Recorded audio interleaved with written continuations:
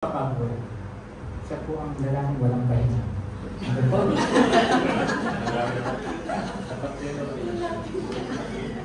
Okay, so hindi ko patatagalin. Ito na po ang ating speaker na si Brother Jod Estoya.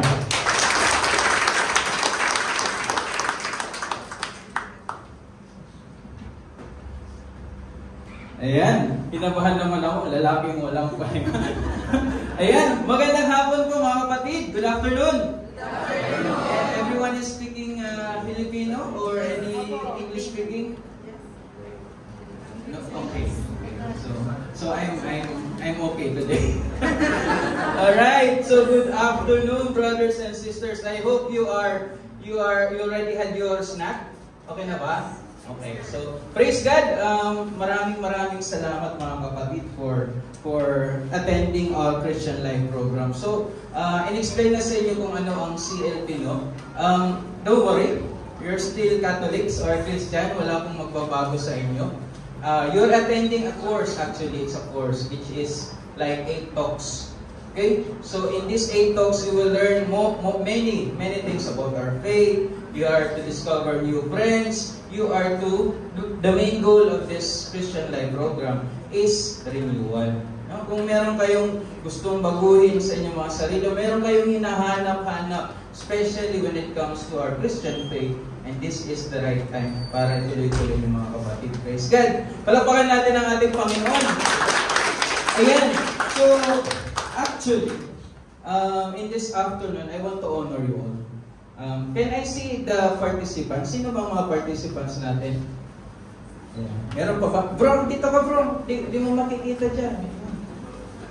Di mo makikita ang pogi sa joke.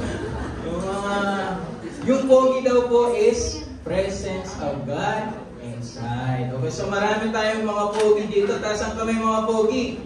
Ayun o. Okay, so claim natin yan bro. Ayan. Ayan, praise God. So mga kapatid, it's 2009, I was in the same situation like you. I was sitting in that chair sa Christian Life program. Actually, nagpunta lang ako doon because I want to meet new friends. Yun lang, kasi malungkot sa Ras Al Khaimah, parang ilan lang yung Pilipino at that time, 2009. So, why not? Okay, attend ako. But little did I know that God has already planned something for me. Till now, no? Till now, I've been serving in the Purpose for Christ. Little did I know na one time, ako na ang nagbibigay ng talk for the Christian Life program. Dati, paano lang ako dyan eh. Actually, snacks lang yung habol ko. Huwag niyong sabihin. Okay? Snacks at saka, syempre gusto ko mag-meet ang mga iba't ibang Pilipino, yung mga new Filipino sa Ras Al Khaimah at that time.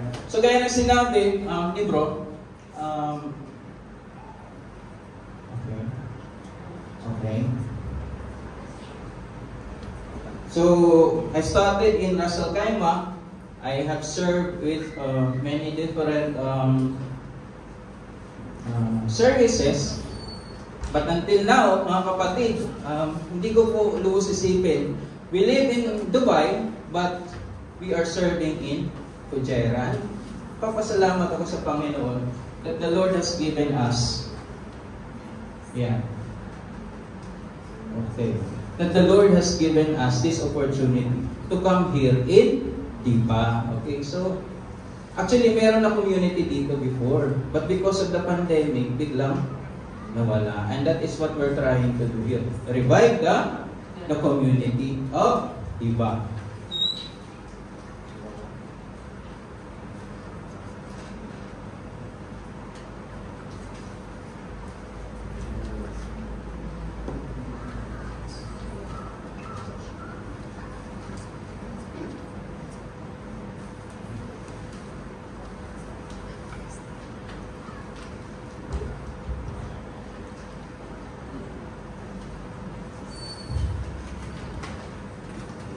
Okay, ayan. So talk number 1, diretso na tayo. We have some technical issues, but diretso na tayo ng mga kapatid. Talk number 1, okay?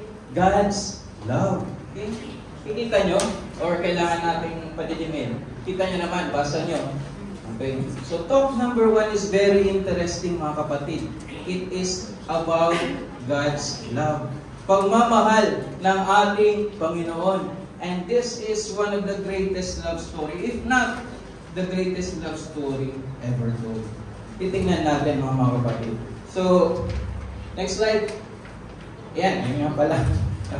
So, gaya sinabi ni Bro Gilbert, I met my Gigi, God's gift in SFC in 2009. Sino mga SFC? Pakitaas ang kamay. Mga singles dyan? Ay, yung mga singles natin dyan. So, actually, I met her in the community in 2009. And then, syempre, niligawan niya ako. They joke. Then, naging kami. And then, we got married in 2011. And now, my wife is there actually in the back. Si Nerissa Ayon. And we have 3 kids. And si John, ang aming youngest, nandito. Okay? And we're serving as the chapter leaders for the chapter 8 review ng Ujera. And soon to be, okay? Ang ating chapter ay mag-i-extend na dito sa Giba. Amen? Amen! Amen. Okay. So, I want you to close your eyes, yung ating mga participants. Just try to close your eyes, mga kapatid. And try to think, what are the things that you are most grateful for? Ano yung mga bagay that you are so thankful and grateful for? Okay? Alala nyo na? Anyone wants to say or anyone wants to share? Ano yung mga nagpapasalamat kayo sa mga bagay na meron kayo? Life. The gift of life. Una-una, syempre, tamang-tama yun. Bro, no? Every gising is a blessing. Ano pa? God's love, okay. Pagmamahal ng Panginoon. Very, especially ating talk to ngayon. No? Ano pa? Ano pa? The work, the friendship, family. Ano pa? Ang sahod, syempre, may work ka, dapat may sahod din, di ba? Okay, we're thankful for that. Ano pa? Yung ating mga loved ones, no? We are so thankful for these many things na meron tayo ngayon.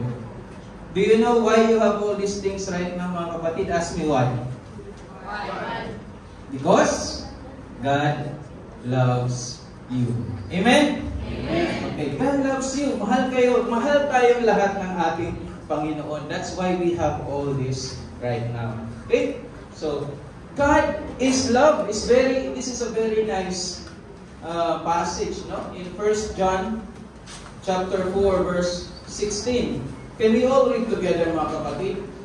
God is love, and he who abides in love abides in God, and God abides in him. Yan. God is love. Okay? Si ang Panginoon mismo, okay, ay ang pagmamahal. And he who abides in him, if we remain in God, no? If we remain in God, God remains in us. Okay? God abides in us. So mga kapatid, I'm sure all of you have already experienced love. Amen? Amen. Tayo ay nagmahal or nagmamahal. Amen? Amen. Tayo ay mahal at minamahal. Medyo mahina yung part na yun. Ano? Lahat tayo, we have experienced love. But the thing is, mga kapatid, when we hear the word love, what comes into our mind? In our world today, in our society today, the word love is the most often used word. Okay? Kasi ang pagdating sa love, the community thinks that it is like an attraction. No? In today's world, in a secular sense, love is an attraction. Okay. Ito ay naiihalin tulad sa attraction. A strong feeling, no? That is commonly based on the here and now. So when you say love, nowadays, yung iniisip ng mga tao is more about the feeling, the attraction. And it's more on, ano ang makukuha ko? What's in it for me? Kung ako ang mamahalin, ano ang makukuha ko sa relationship na to? Tumatawa ng ating mga sister, di ba? Di ba? Ganun kasi ang ating mga nakukuha in today's society. But that is not what we're going to talk about. That's not the kind of love that we are here today. The kind of love that we're going to talk about here is God's love. No? It is in a Christian sense. Ano? So, point of view as a Christian. So, to the Christian faith, kung anong point of view ng Christian faith, we believe that love, okay? Love is directly associated with God as God is love. Gaya ng sinasabi dito sa ating passage. Love is more about God. Directly related with God because God is love. No? God is the definition of love. And His very nature as well. So malalaman natin later on as we go on with our talk. Iisa-isahin natin ang mga yan, mga kapatid. Okay? So in the Bible, especially in the New Testament, the concept of love is expressed in a self-sacrificial manner. Sacrificial manner. This is contrary ng taliwas doon sa worldly love, which is more on ano ang makukuha ko. But Christian love that we're talking about is more about sacrificing, self-sacrificial manner. Okay? And most especially, mamaya, i-explain natin kung bakit self-sacrificial ito. So, this is the kind of love that we're going to talk about. Self-sacrificial.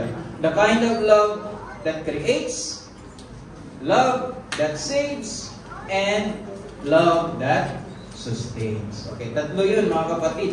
Iisa-isahin natin. Okay lang. Medyo mabilis ba? Okay lang. Okay lang. Okay, sige. Next slide.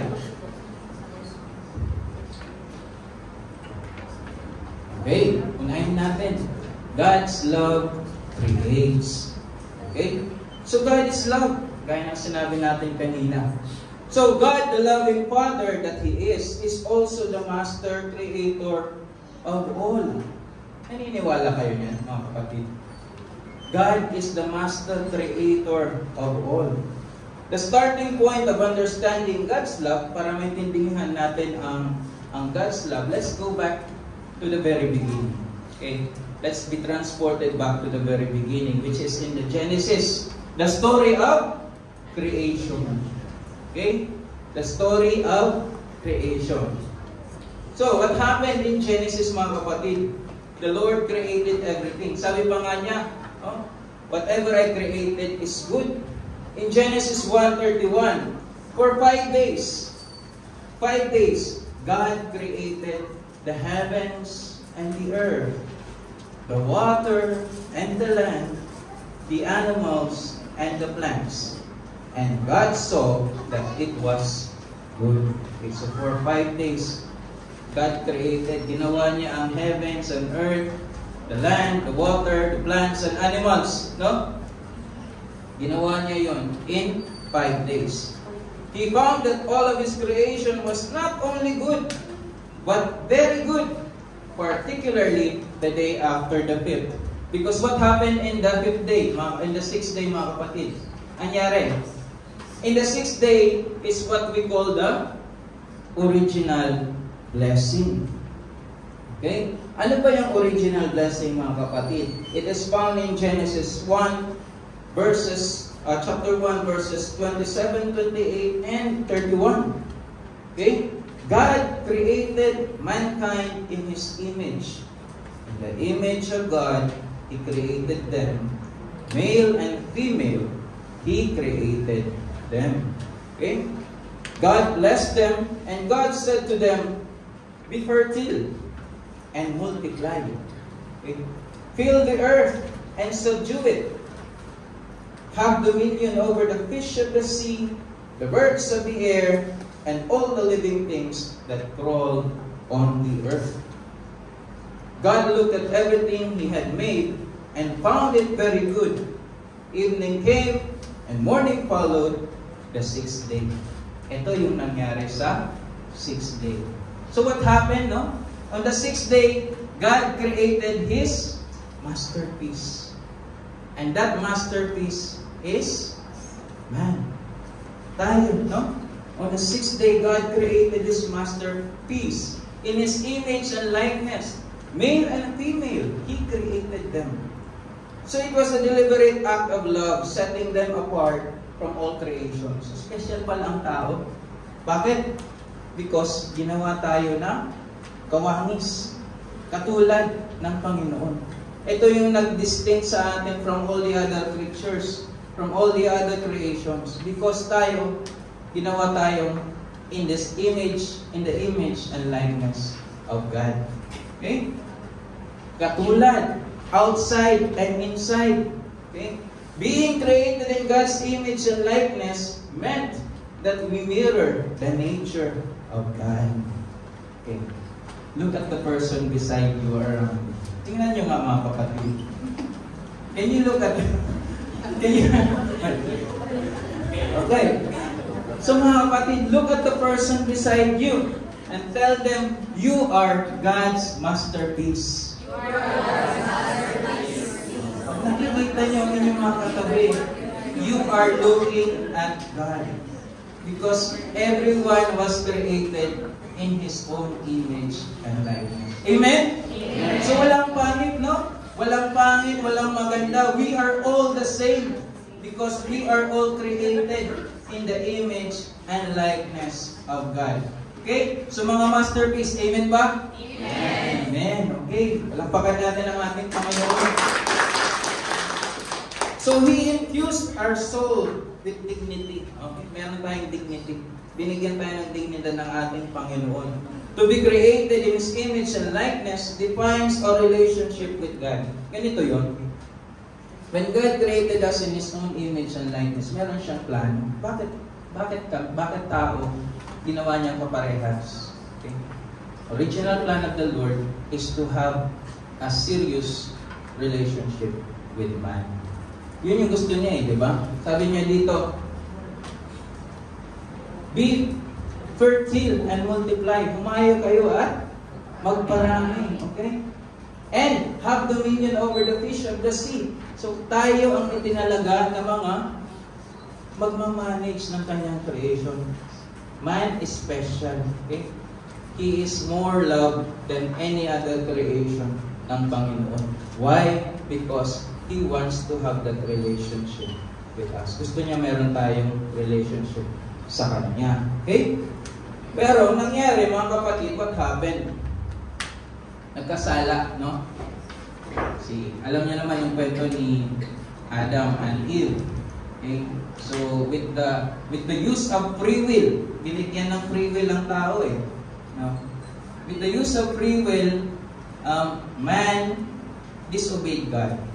No? He disobeyed God. At doon na nagsimula, pumasok na yung original sin. No? Adam and Eve, after sinning, disobeying God from eating that fruit, no?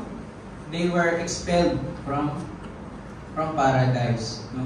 At mula noon, until now, man continues to sin. Man continues to defy the Lord, defy our God. Okay? So that was the start when original sin entered. No? Since then, man has continued to offend God and go against His ways. Lagi tayong pasaway. Hindi naman lahat ng oras, pero there are times, no? Alam natin yan, that we sin against the Lord, time to time. Okay? So, what happened is, sin as its consequence not only brings us away from God, nilalayo tayo mula sa ating Panginoon. Okay? God, man, and there's a barrier. And that barrier is the sin. Ito yung naglalayo. Okay? It tears us apart from the Lord.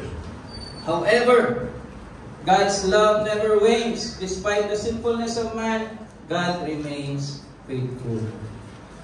Amen? Amen. Kahit tayo ay nagkasala, kahit tayo ay pasaway kahit matigas ang ulo natin o minsan tayo ay nagre-rebelde, di ba? Pero ang Panginoon, hindi siya ganon. He remains faithful to us. Okay? Because He loves us, we are sure that God constantly draws us to Himself and He has a plan for each of us. So yun yung una, God's love creates. Pagmamahal ng Panginoon, ginawa niya ang heavens and earth, all the creatures, most especially, He created man in His own image and likeness. God's love creates, hindi para sumira o destroy. Okay? Ganon ang pagmamahal ng ating Panginoon. He created us in His own image and likeness. So ano una? God's love? God's love? Okay, next. God's love? Saves. Yan. God's love saves or redeems. When we sin, mga kapatid, God is not indifferent, nor is He distant. Ibig sabihin nito, kung tayo nagkakasala, mga kapatid, ang Panginoon ay hindi naman matampuhin. Hindi siya nagtatampo, hindi siya nagiging indifferent, o di kaya siya ay lumalayo. He does not do that, mga kapatid. The ugliness and sin in the lives of people today are not in accordance with God's will. So kung ano yung mga bagay na nangyayari ngayon, yung mga hindi magaganda, all those troubles, all those chaos that we see around us, yung mga pagkakasala, that's not the will of the Lord. Okay? But because God loves us so much, ang Panginoon, His love, His mercy abounds. Ibig sabihin ng abounds, walang katapusan ang Kanyang mercy, ang Kanyang compassion. Kahit paulit-ulit tayo nagkakasala, kahit paulit-ulit tayong nakaka-offend sa Kanya at sa ibang tao, the Lord remains. Okay? The Lord is still there. Hindi siya lumalayo. His mercy is endless. Bakit? Because He loves us. Okay? In fact, ang gusto lang ng Panginoon is lumapit tayo sa Kanya in repentance. Yun lang. Pagkakasala tayo. Andiyan lang ang Panginoon. Gusto lang niya is lumapit tayo. Tayo ay humingi ng kapatawaran. And repent. No? Repent means we will try our best not to do it again. Di po ba? Ganun lang ang hinihingi ng ating Panginoon. God wants to bring all of us, everyone, to Himself. Restore our fellowship and intimacy with Him. Kasi yun ang original plan ng Panginoon nung tayo ay ginawa. Di ba? God created us to have a deep personal relationship with Him. But because of our sins, tayo ay nailalayo. And God does not want that. That's why He wants to restore it. He wants to bring us back to Him. He wants to have that relationship na originally dinesign niya para sa atin. That's why, what did He do? He sent His Son to save us. John 3:16. Ano yung John 3:16?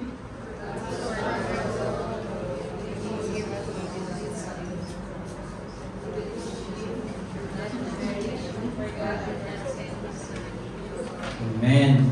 So, I know this is very familiar for all of us. No? For God so loved the world that He gave His only Son, so that whoever believes in Him may not perish, but might have eternal life. Kaya niya pinadala ang Kanyang anak. No? He is inviting us to a personal relationship with Him. So, let's see, mga kapatid, to understand more about that mercy o yung pagsalba ng Panginoon. Let's go back to the story of the parable of the naalala niyo to?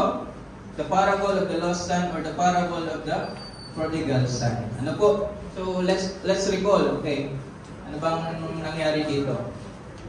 So there was a rich man, no? Meron siyang dalawang anak. So ang younger son, anong ginawa ng younger son? Hiningi niya yung kanyang mana in advance. Pwede pa lang i-advance yun, no? So ganun ang ginawa niya as if pinatay na niya ang kanyang tatay. So he got all his inheritance. Kaso lumayo siya and he squandered all that he had. Until at the time na siya ay nagsasuffer na, walang-wala na siya.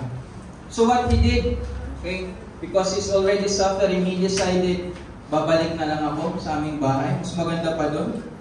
Mas masarap pa yung kinakain ng mga alipin ng aking ama. Samantalang ako ay dito, I am suffering a lot. So what the young man did is, he prepared himself. Sabi pa nga niya, he prepared a statement. Siyempre parang takot din siya. Meron na siyang inihandang statement para sa kanyang tatay. At ano yun? Sabi niya dito, Father, I have sinned against heaven and against you. I no longer deserve to be called your son. So yun ang prepare niya. Sabi pa nga niya, treat me as you would treat one of your hard workers. So he got up and went back to his father. While he was still a long way off, his father caught sight of him and was filled with compassion. He ran to his son, embraced him, and kissed him. Okay? So malayo pa lang, nakita na siya ng kanyang tatay. And his father was filled with awa or compassion. So the father ran up to him, embraced him, kissed him. No? Winelcome siya ng bongga. No? Even he gave him the finest clothes, he gave him a ring, or he gave him sandals. So parang nagtataka yung anak. Despite all those things that I did to you, why? Bakit ganito ang trato mo sa akin? This is the same love that our Father in heaven has for us, mga kapatid. It's the same message for us. There are many times that we run away from Him. There are many times that we sin against Him, we disobey Him. But the Lord is just waiting for us. No? Naghihintay lang siya para lumapit tayo in repentance. Tayo ay nagsisisi at humingi ng kapatawaran. That is the lavish love and mercy ng ating Ama para sa atin. Amen? Amen. But now, nangyari, syempre, yung kuya, parang nakita niya nangyayari. Bakit nagkakaroon ng celebration? So nakita nga niya, bumalik ang kanyang bunsong kapatid. Nagtampo siya, nagselos siya. Sabi niya Father, ako ay naging faithful sa iyo, ako ay naging good son. Okay? But not once na binigyan niyo ako ng party ng ganito with my friends. Kaya medyo nagselos siya at nagtampo siya sa kanyang ama. Di ba? So, isipin mo nga naman, parang medyo unfair naman. Di ba? Kung sino pa yung pasaway, siya pa yung binigyan ng malaking handaan. No? But, ano yung response ng kanyang tatay? No? But now, ang sabi ng kanyang tatay, anak, everything that I have is yours. Kung anong merong natitira is yours. But now, we must celebrate and rejoice. Because your brother was dead, has come to life again. He was lost and has been found. So the Lord celebrates whenever we come back to Him. When we get lost, He's still waiting for us. But if we come back to Him, lumapit tayo, we renew our faith, we renew our relationship with the Lord. Tuwang-tuwa ang ating Panginoon. And He celebrates for that, mga kapatid. Amen? Okay, mga kapatid, so that is how God's love and mercy for us. Ganon ka tindig, ganon ka kalavish ang pagmamahal ng Panginoon. Sabi pa nga ni Pope John Paul, God's love is expressed in the offering of His only Son. Okay? So St. John Paul, ito yung sinabi niya, expressed in the offering of His Son, Jesus. Okay? Only Son. binigay niya para sa sangkatauhan. Kaya nga sinasabi na Lamb of God, di ba? Ano ba ang ibig sabihin na ito? Lamb of God. Kasi at that time, when you offer something to God, you use some animals. No? Animals, mga sheep. But at that time, the most precious is yung mga bata pa. Lamb, gaya ng a young sheep. Okay? So, that's what the people did. They offered these animals para sa Panginoon. Para to please Him. Okay? To please God. At kung meron silang gustong hingin. But on the other hand, God Himself ang nag-offer para sa sangkatauhan. And that is sending His only Son. No? To sacrifice, to suffer, and to die for people. So God's love redeems, mga kapatid. Man continues to sin against God and drifts further away from God. So the Father, out of His infinite love, sent His beloved Son para isalba tayo. No? The Son who redeems His acts are redemptive. Ito nga yung sinasabi natin sa John 3:16. For God so loved the world that He gave His only begotten Son. So how did Jesus save people at that time? By giving the good news. By giving the gospel. Binigay niya yung blueprint sa mga tao. Ito ang kailangan niyo lang gawin. Ito lang ang sundin natin. Everything is being listed or being told in the scriptures. Kailangan lang natin sundin. Okay? So yun po ang ating John 3:16. Whoever believes in Him might not perish, but might have eternal life. So Jesus Christ, our Redeemer, forgives our sins, restores us to communion with God. Okay? So that's the second part. God's love saves. God's love redeems. Ano yung una? God's love?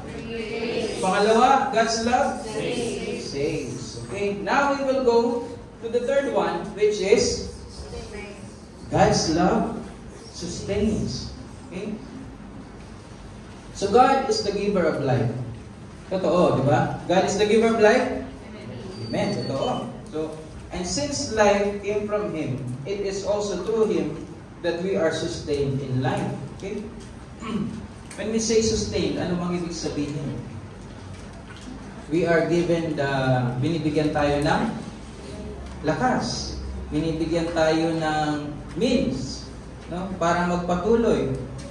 Okay? Binibigyan tayo ng guidance. And how? How does God sustain us, mga kapatid? He gives us the Holy Spirit. Okay? He gives us the Holy Spirit through Jesus as seen in John 14:26 to 27. Babasahin ko, mga kapatid. The Advocate, the Holy Spirit that the Father will send in my name, He will teach you everything and remind you of all that I told you. Peace I leave you, my peace I give to you. Not as the world gives, do I give it to you. Do not let your hearts be troubled or afraid. Ayan.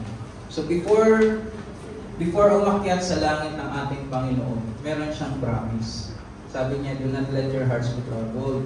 Huwag kayong mag-alala. Do not be afraid because the Father will send you the Holy Spirit. At nangyari nga yun, di ba, mga kapatid? It happened during the Pentecost. Yung bumaba ang Holy Spirit to the apostles. Okay? So mga kapatid, there are times that we wonder, no? May mga pagkakataon sa ating buhay. Matindi yung problema natin. Diba? Nagkasakit tayo, or may nakaaway tayo sa trabaho, o meron tayong mga problemang sa relationship. But lo and behold, we are able to overcome it. No? We are all able to solve those problems.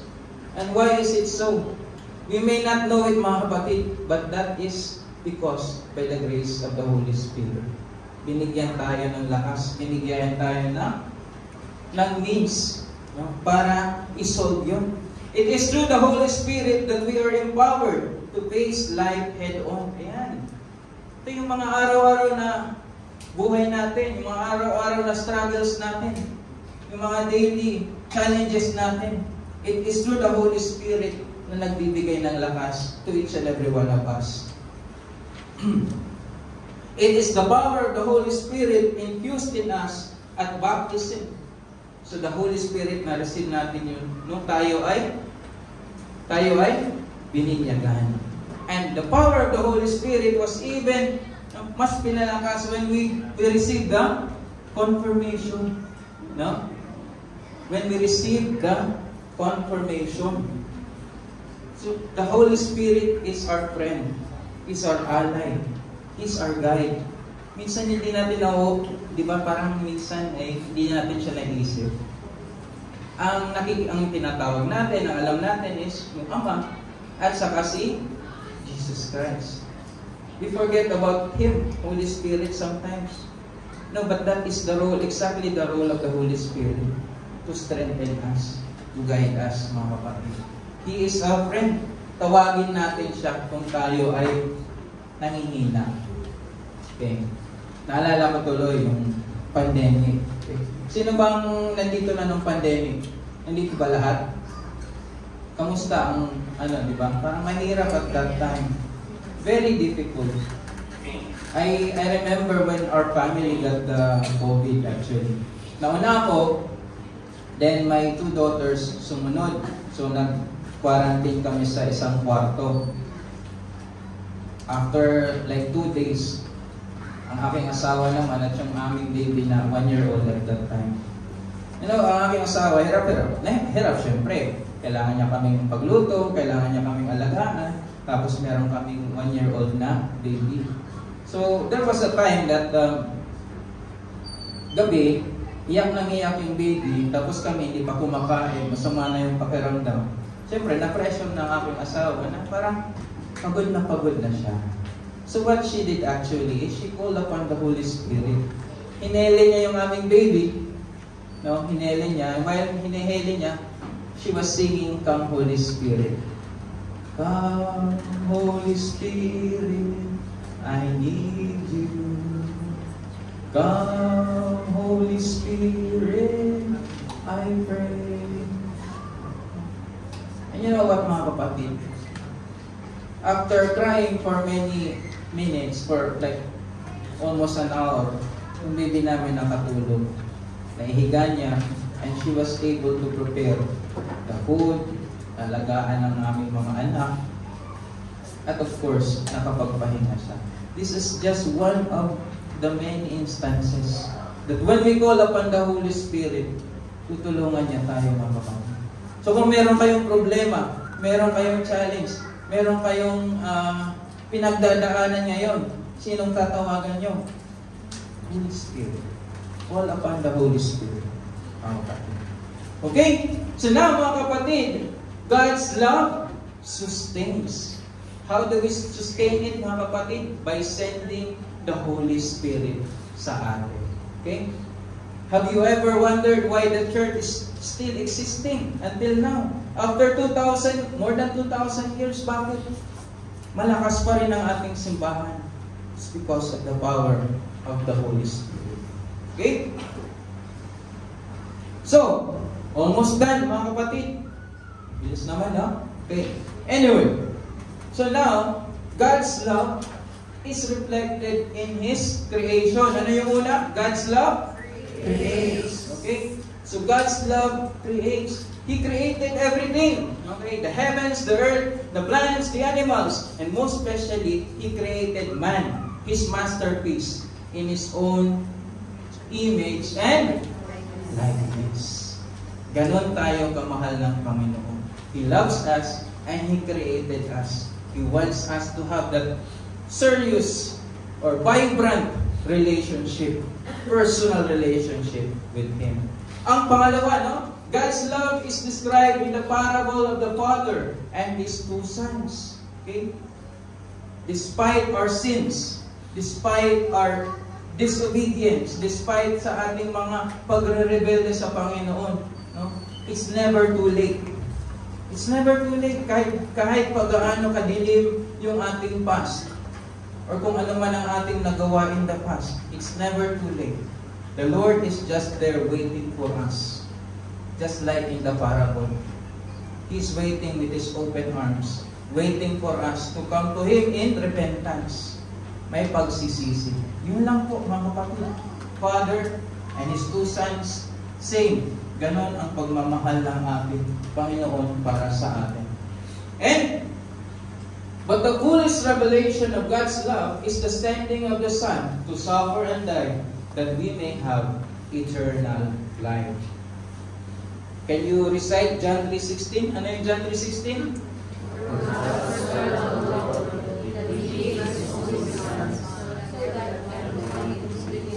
Might not perish, but might have eternal life. So, dahil the Lord loves us, kahit gaano tayo makasalanan, He wants to restore that relationship with us. Ang ginawa niya, pinadala niya ang kanyang kaisa-isang anak, who is most dear to Him. Para ano? Para isalba tayo and to restore us sa ating Panginoon. Okay? He sent His own Son to restore our relationship with God. And we will know more about Him, no? About this Son. We will know more about Him in the next talk. Talk number 2. Kaya, kailangan nyo abangan yun, mga kapatid. Okay? So, mga kapatid,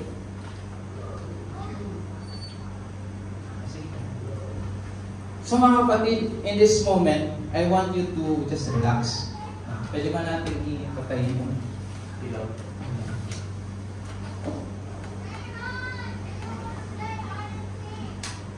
Okay.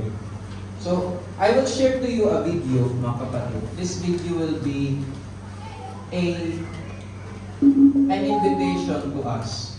The Lord wants us to listen to this message. Okay? This message is personal. He is talking directly sa atin, mga kapatid. Okay? So, I invite everyone to just relax and reflect on the message mula sa ating Panginoon.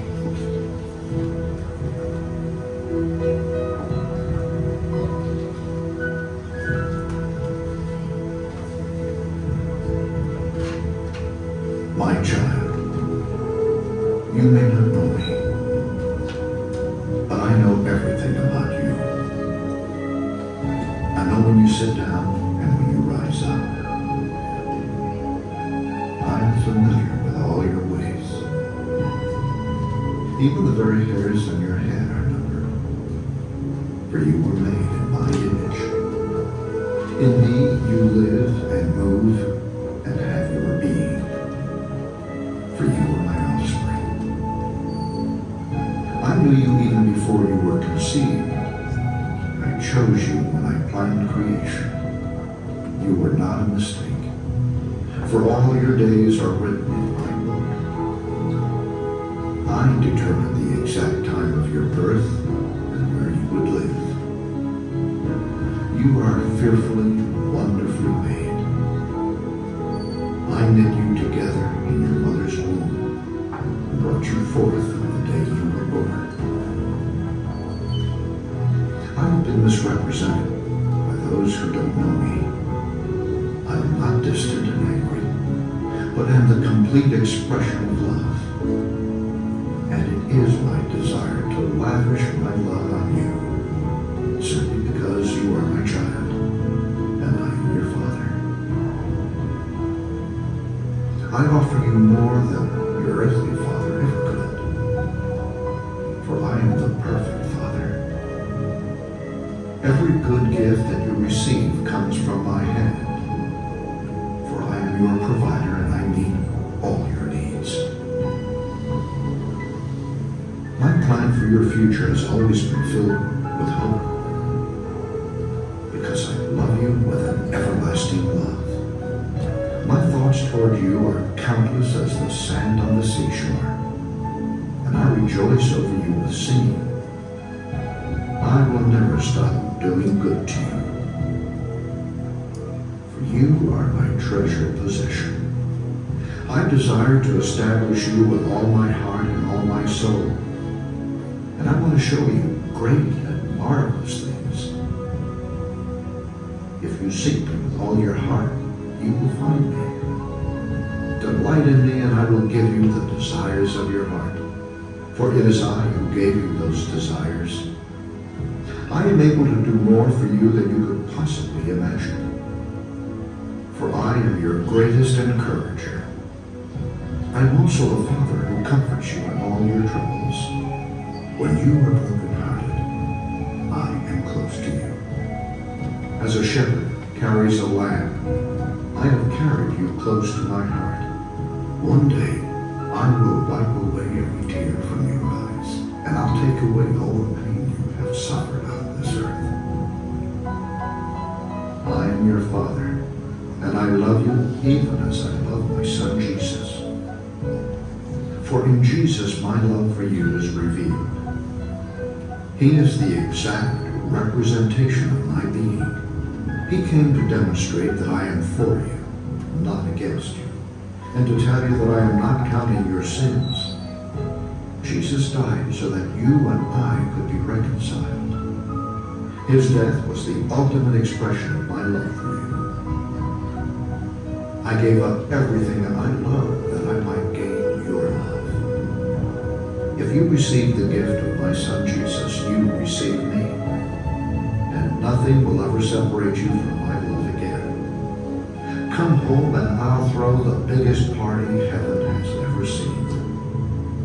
I have always been Father, and will always be Father. My question is, will you be my child? I am waiting for you. Love, your dad, Almighty God.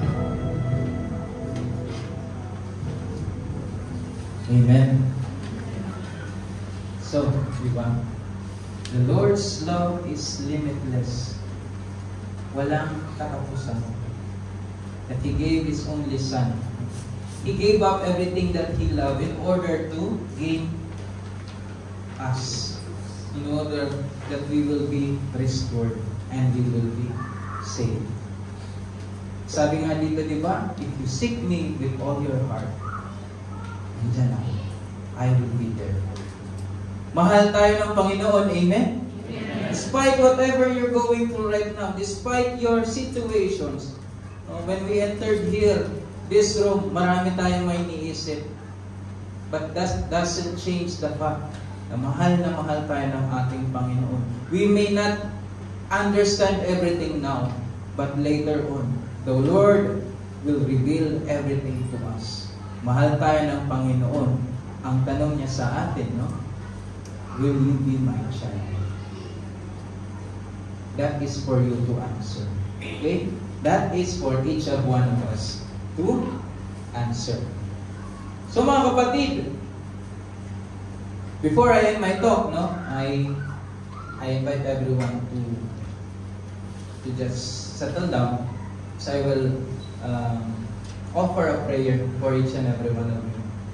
I want to thank you. Maraming salamat. Because right now, pwedeng nasa bahay kayo, natutulog, or nanonood ng K-drama, or whatever you're doing, no, maglalaba.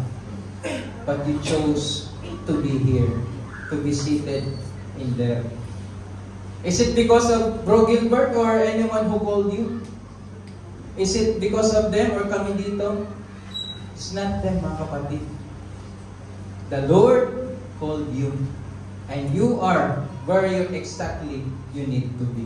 Amen? Amen. So palakpakan natin ang ating Panginoon, and maraming salamat, and we are hoping to see you once again in the next talk. Okay? So now, I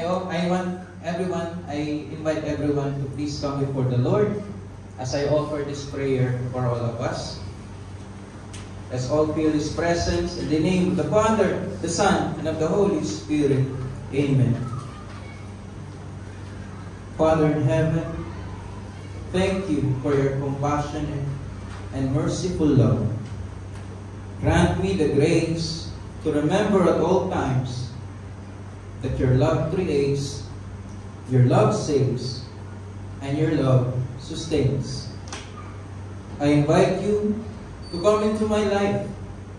I open myself to your blessings, forgiveness, and graces. I offer to you the areas in my life that I am asking for your love to manifest. Father, grant me the grace to know and love you more. Today, I declare that I am your beloved child. Amen. In the name of the Father, the Son, the Holy Spirit. Amen. May God be praised, mga kapatid.